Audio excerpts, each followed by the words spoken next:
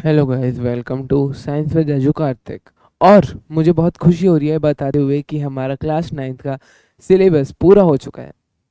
और इसी वजह से मैं शुरू करने जा रहा हूँ क्लास टेंथ के सिलेबस से। तो चलो, बिना टाइम वेस्ट किए अपने क्लास टेंथ के फर्स्ट चैप्टर से शुरू करते हैं, जो कि है केमिकल रिएक्शंस एंड इक्वेशन। ये सिर्फ बुक का ही नहीं बल्कि केमिस्ट्री का भी चैप्टर 1 है।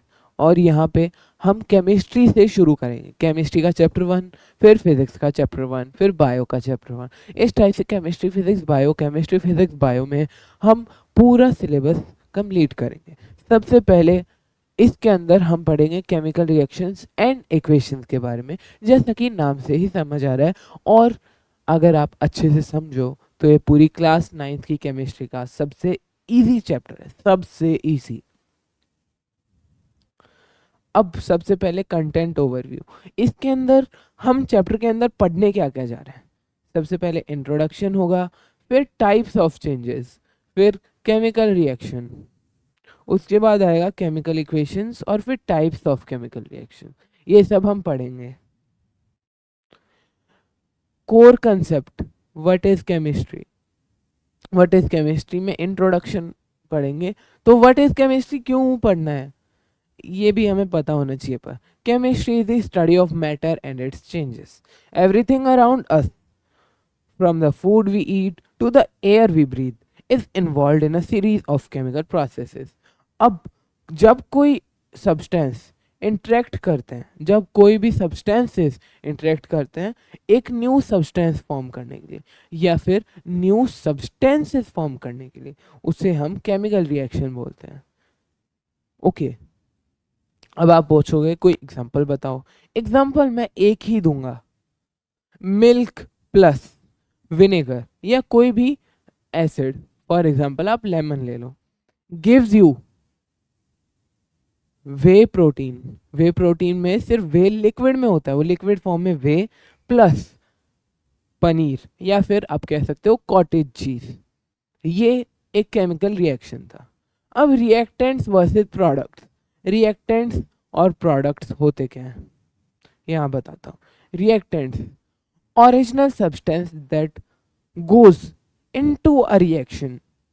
वो सब्सटेंसेस जो आपस में रिएक्ट करते हैं उन्हें हम बोलते हैं रिएक्टेंट्स, और ये हमेशा रिएक्शन के लेफ्ट साइड में लेके जाते हैं। जैसे मान लो मैं ऐसे लिखता हूँ, तो ये वाली मेरी लेफ्ट साइड है। और अगर मैं ऐसे लिखता हूँ तो ये वाली मेरी राइट साइड है। अरे मिट जा यार।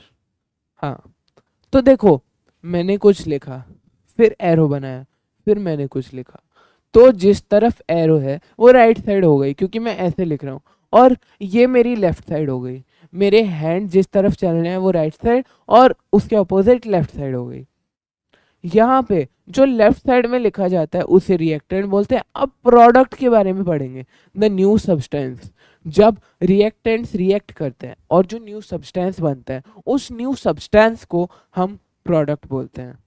या फिर उन न्यू सब्सटेंसेस को, क्योंकि कुछ पता नहीं, वो हो सकता है कि एक सिंगल प्रोडक्ट बने या फिर दो या तीन या चार या पांच, कितने भी प्रोडक्ट बन सकते हैं वो हमें नहीं पता। अब ये हमेशा राइट साइड में लिखा जाता है। ये होती है प्रोडक्ट साइड और ये होती है रिएक्टेंट साइड।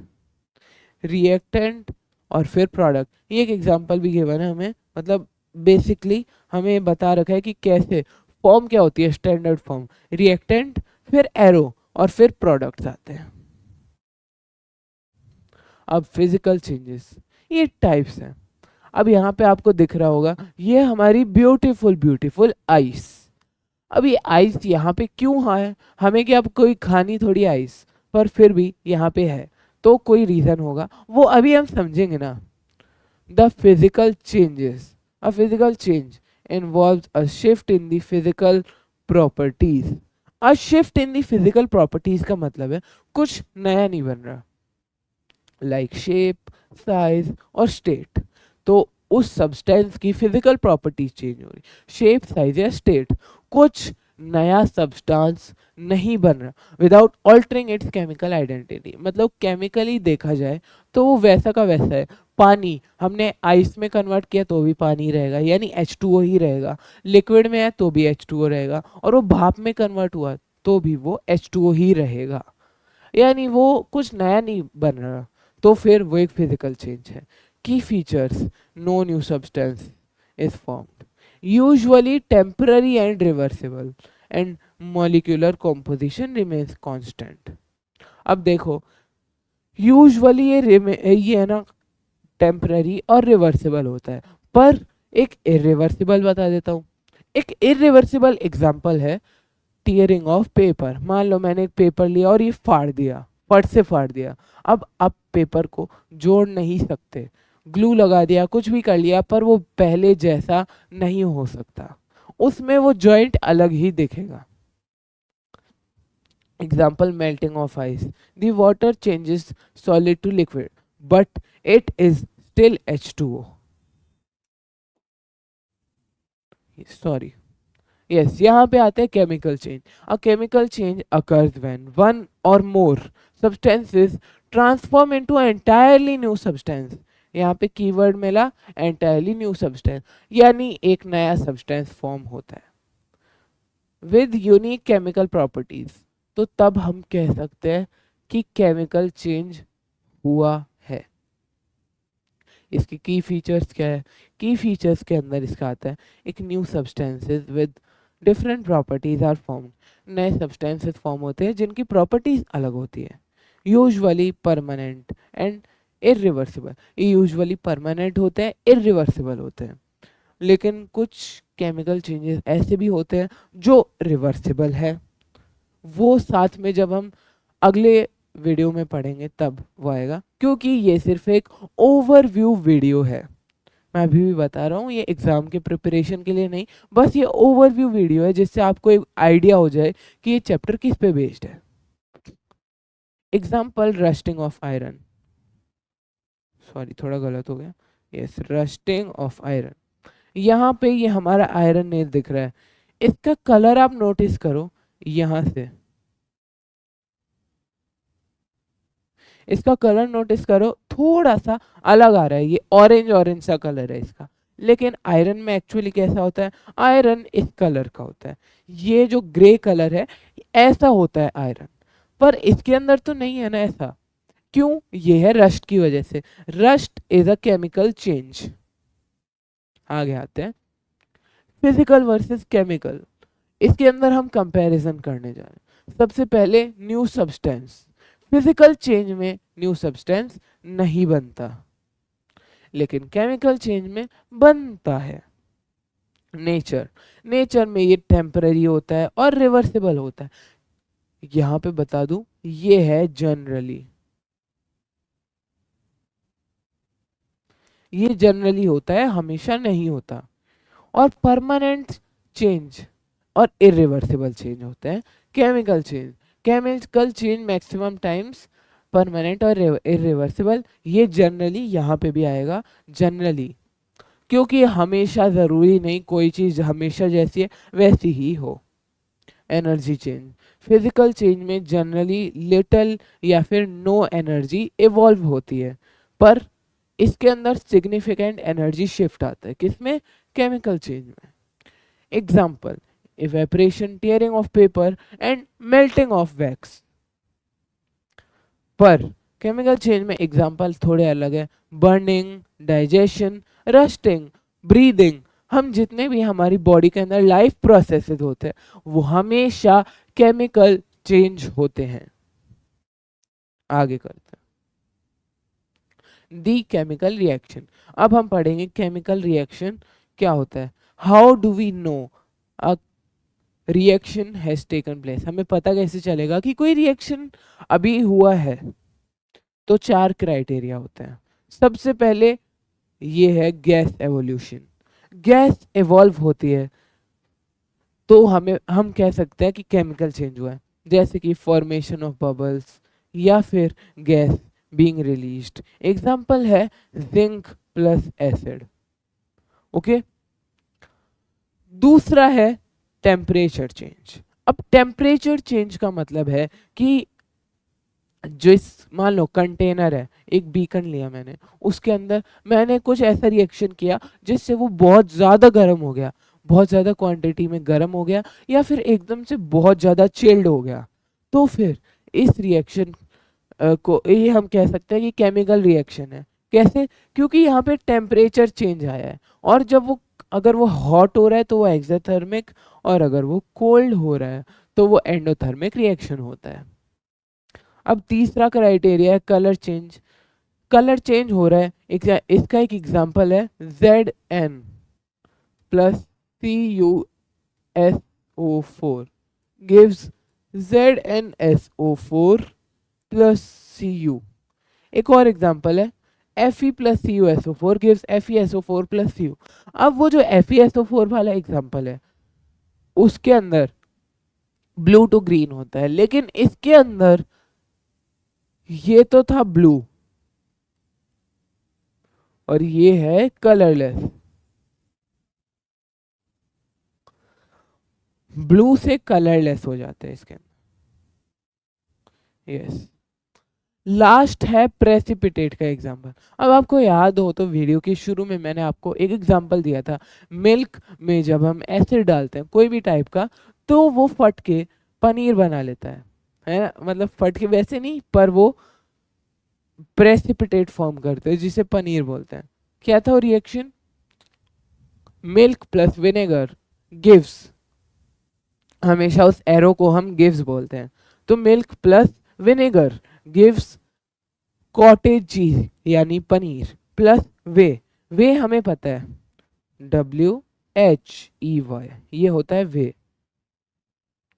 अब आपने देखा हो पनीर को आप मिक्स नहीं कर सकते और साथ में वो नीचे अपने आप सेटल डाउन हो जाता है, ऊपर ट्रांसपेरेंट पानी बचता है।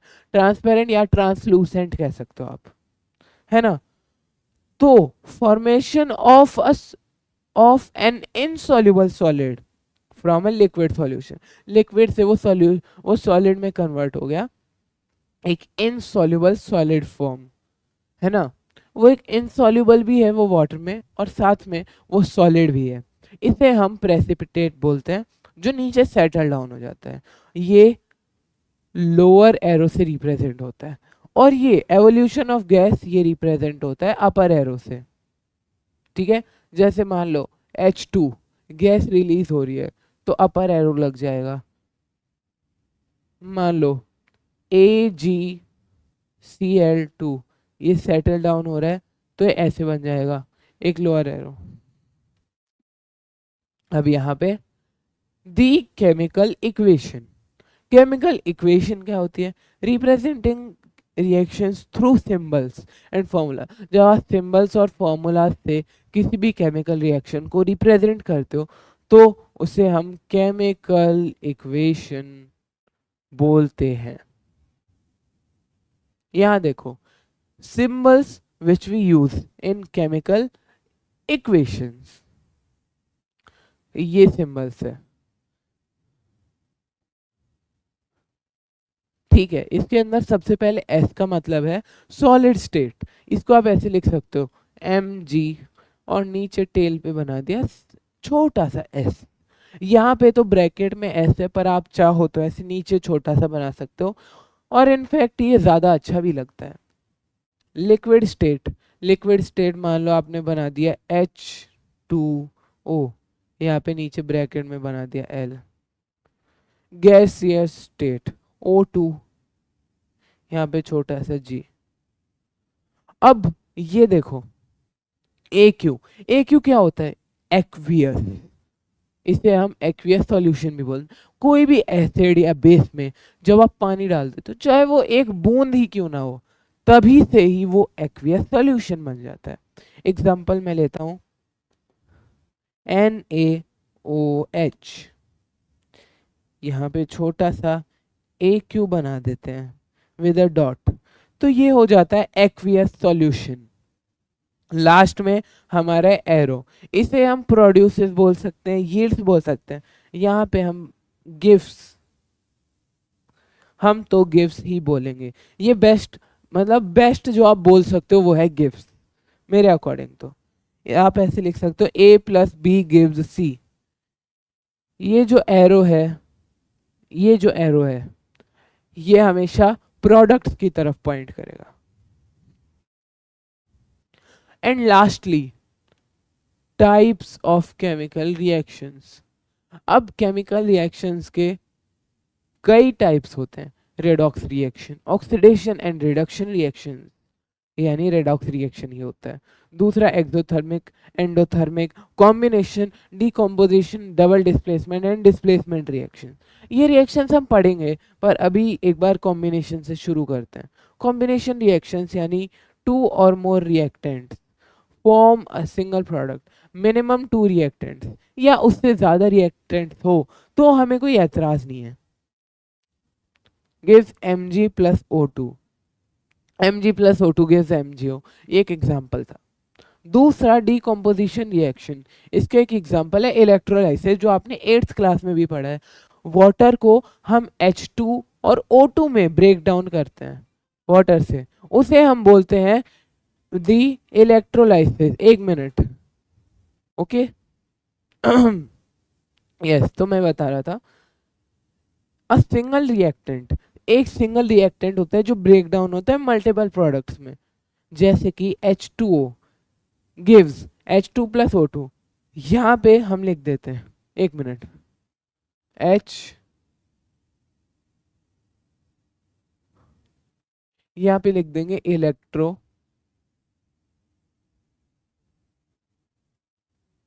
Electrolysis gives H2 plus O2। Okay, I hope आप ये समझ गए होंगे। और लास्ट है डिस्प्लेसमेंट रिएक्शन। इसके अंदर जो हाईली रिएक्टिव एलिमेंट होता है वो लो रिएक्टिव एलिमेंट को डिस्प्लेस करता है, और उसके साथ जो कंपाउंड या एलिमेंट अटैच्ड होता है उसके साथ एक न्यू कंपाउंड फॉर्म कर लेता है। एक एग्जांपल है Zn plus CuSO4 gives ZnSO4 plus Cu। इसके अंदर चेंज इन कलर भी हो रहा है।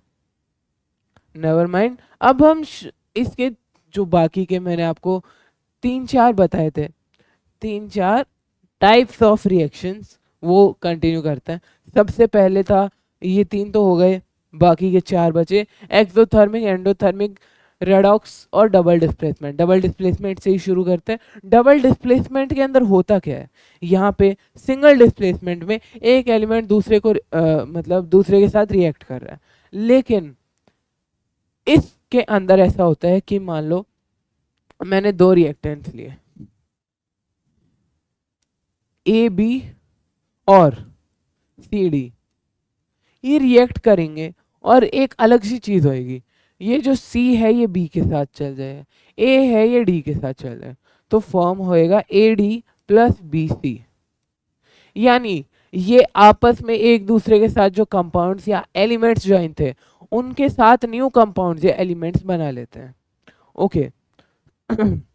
नेक्स्ट था एक्सोथर्मिक। एक्सोथर्मिक में हीट रिलीज होती है बहुत ज्यादा अमाउंट में। और एंडोथर्मिक में, एंडो यानी अंदर, अंदर यानी अब्जॉर्ब करना, तो फिर अब्जॉर्ब करते हैं हीट, तब जाके एंडोथर्मिक रिएक्शन होता है। अब रेडॉक्स रिएक्शन, यानी रेड का मतलब होता है रिडक्शन, ऑक्स का मतलब ऑक्सीडेशन। ऑक्सीडेशन यानी ऑक्सीजन ऐड हो रही है या फिर हाइड्रोजन रिमूव हो रही है, और रिडक्शन यानी हाइड्रोजन ऐड हो रही है या ऑक्सीजन रिमूव हो रही है। और हमेशा याद रखना कि ऑक्सीडेशन और रिडक्शन हमेशा एक साथ होंगे। आई होप ये क्लियर है, और नेक्स्ट वीडियो में हम इन सब चीज़ों को प्रॉपर डिटेल में समझेंगे। Till then, bye bye, hope you like the video.